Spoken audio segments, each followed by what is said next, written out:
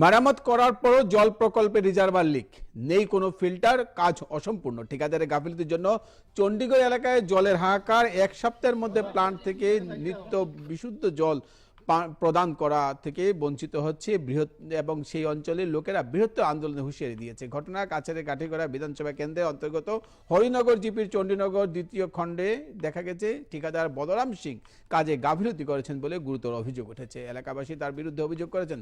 শতাধিক জনগণ চণ্ডীনগর পার্ট 2 স্থিত পিএইচই প্রকল্পের সামনে দাঁড়িয়ে বিক্ষোভ প্রদর্শন করে 7 দিনের মধ্যে পুনরায় এটি চালু না করলে জল জীবন মিশন প্রকল্পের আওতায় নিত্য বিশুদ্ধ জল প্রদানের দাবি জানান তারা। অন্যথায় বৃহত্তর গণ আন্দোলনের হুঁশিয়ারি প্রদান করেছেন ভুক্তভোগীরা।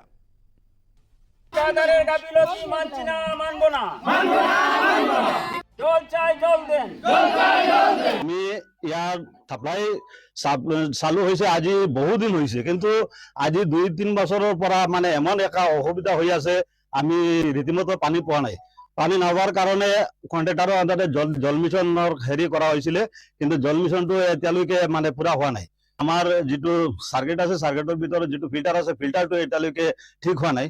ফিল্টারটোৰ কাৰণে আমি পানী পোৱা নাই, পানীটো ফিল্টাৰটো নাপাওঁ। কিন্তু কথাটো হৈছে এতিয়ালৈকে মানে পানী মানে নদীৰ পৰা যেটো পানী ওলাই আহে পানীটো মানে পুৰা বেয়া হৈ আছে। আমি বিৰাট অসুবিধা কৰি আছো, এতিয়ালৈকে আমি পানী নাপাৱাৰ কাৰণে আমাৰ ইয়াত বিৰাট অসুবিধা হৈ আছে। সিং আছিলে আমি 1 সপ্তাহ টাইম দিলো, 1 সপ্তাহের ভিতরে যদি আমার এই কামটো সংকলন নহয় তেতিয়াহলে আমি বৃহত্তৰ আকারে আন্দোলন কৰিম।